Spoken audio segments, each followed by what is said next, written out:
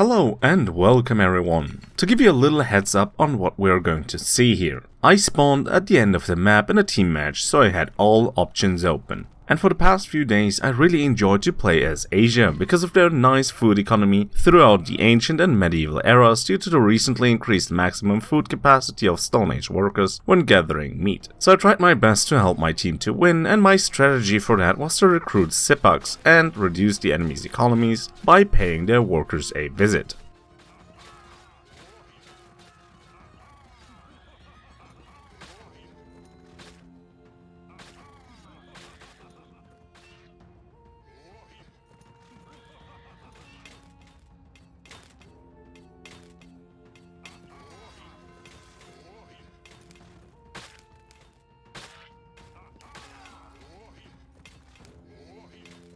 Due to their low damage, Sipax are not really suited to take out enemy players. But in this situation they are just enough to end the game for this fella, after I killed most of his workers. A satisfying start to a long match.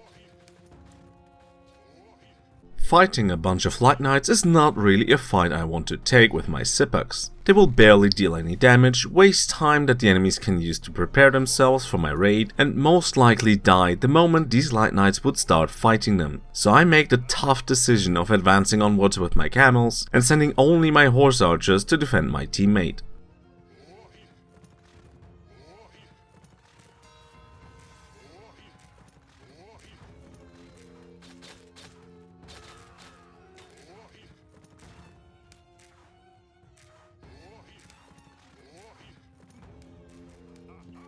Ultimately, my mounted archers don't cut it, as the enemy Light Knights outnumber us and my teammate lacks proper defensive preparations.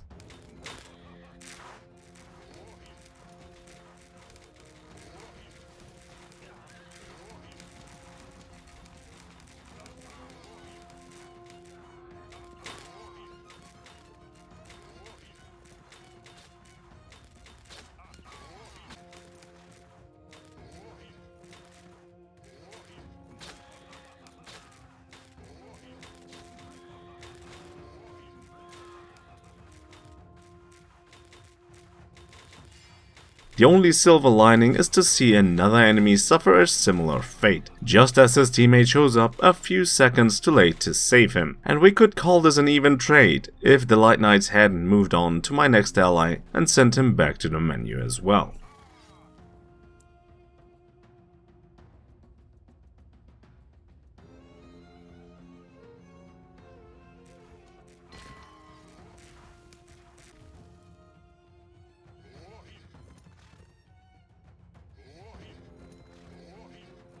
For my final raid, I decided to send nothing but horse archers, as they are faster and more useful when it comes to dealing with Light Knights, while still offering some potential to damage the enemy's economy.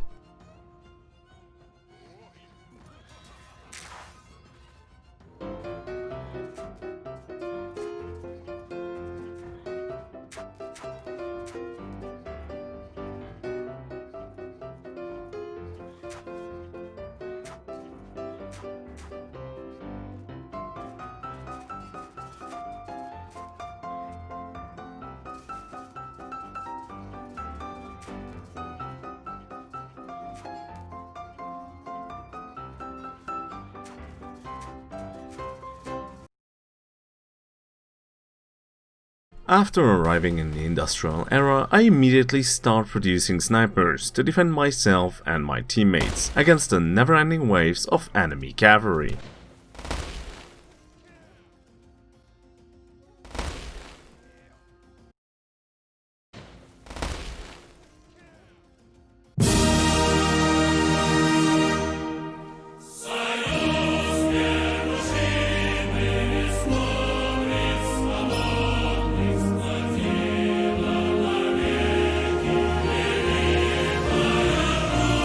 After reminding our enemies multiple times to stay the heck out of our territory, I finally built up an army strong enough to be a real threat to them. And so I built up my camp right on the doorstep of the enemy rat and took my time to watch him suffer.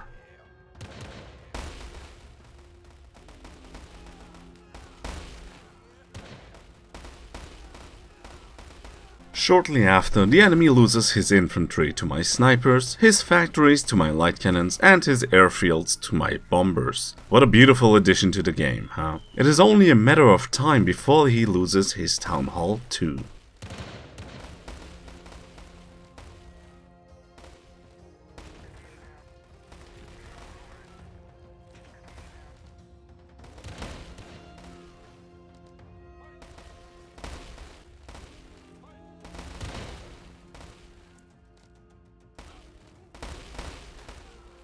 I know that an enemy rush with tanks, like the Russian T-34, Indian wheeled tanks, or even German Panthers, could put me under a lot of pressure. So I start building anti-tank hedgehogs, rather sooner than later, and prepare to turtle up to the fullest.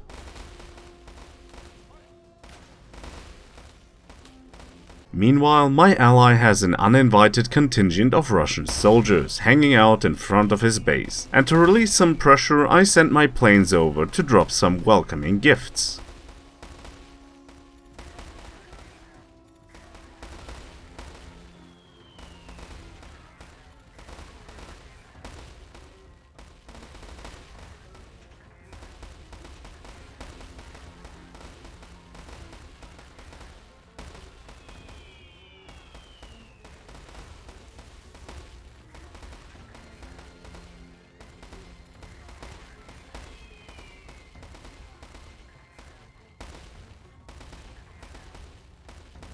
A single anti-tank hedgehog line is often not enough, so I invest more resources to hold off future enemy advances from reaching my town hall. Thanks to some enemy planes, I discover a gap in my air defense line as well, so overall my defensive structures increase in density and the chances for my enemies to successfully destroy my wonder are dwindling.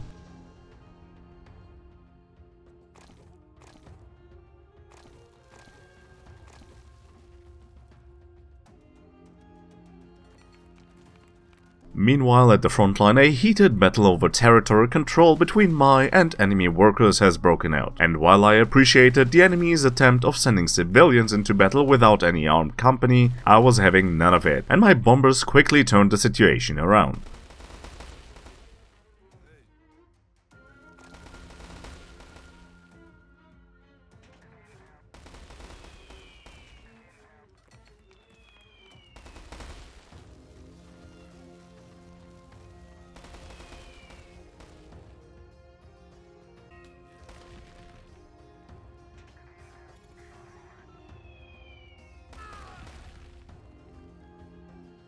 A bit too late I realized that my ally to the north is being raided by a fleet of bomber balloons, and unfortunately he's not prepared. I cannot manage to save him, but I succeeded in destroying the enemy air raid before they came anywhere close to my wonder, and made sure that any future attempt will fail as well.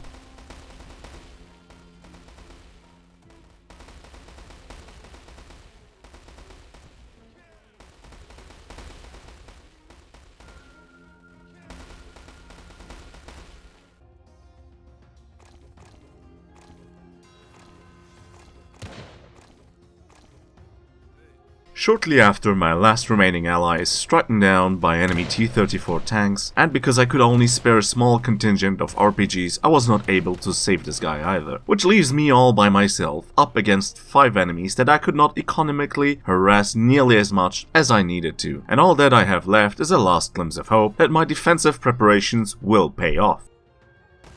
My strategy for the remaining time is the following. My mortar towers are supposed to shoot at anything that comes into range. My light cannons specifically aim for enemy tanks like the T-34. My SMGs are here to defend against air units more effectively than the AA turrets I have built. Bombers are sent in to deal with enemy betas, but also to destroy enemy structures like pillboxes and vision towers right outside my base, and the extra mortar units that I have built are a great addition to the bombers and mortar towers for focus firing at betas, towers, workers, tanks, and whatever else they might send in here. My anti-tank hedgehog lines are positioned so that the enemy can only advance to a point at which most of my mortar towers can fire at them, where they will have to wait for workers to destroy my hedgehogs, which will be difficult to do since I have so many cannons, mortars and SMGs aiming right at them. The biggest threat at this point would be a large squadron of enemy bombers, or a massive rocket storm of Katyushas that would easily destroy all my units and workers, leaving my defensive structures alone to deal with the constant assault of 5 enemy enemy players. Well, let's see how it all turns out.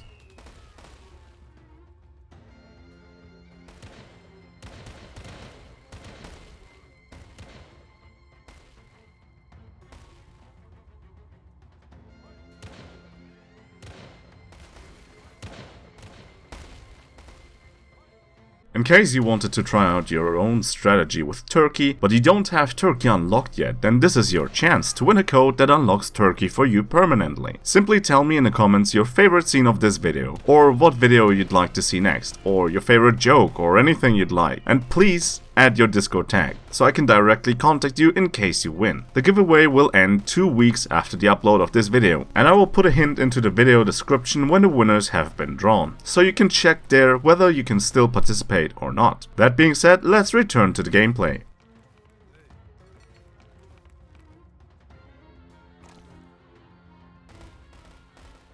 I consider myself lucky for having this teammate who built Berthas around his base before he died. Together with my bombers, the enemies have a hard time getting through my northern front, and I can focus more on the battles in the south.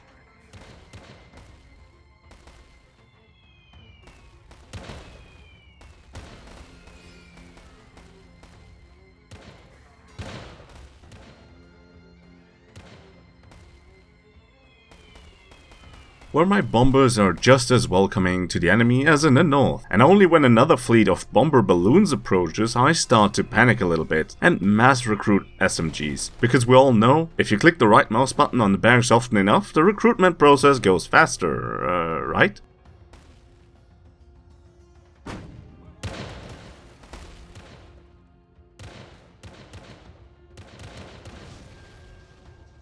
We've made it to the final seconds of the game, and the enemy bomber balloons do not have the time to end me. A bigger threat are the masses of Berthas coming in, but they are too far away from harming my town hall at all. It would have been a bit more interesting to see an aggressive push sooner, but even then I feel very confident that with my setup I should not have struggled all too much. Mainly due to the mortar towers and the range of my mortar units, combined with a solid anti-air defense system.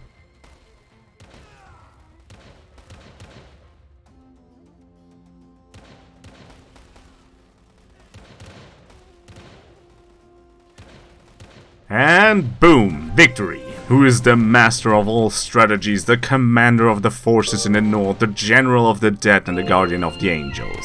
Not you. Honey, don't say that. I was recording here for my video.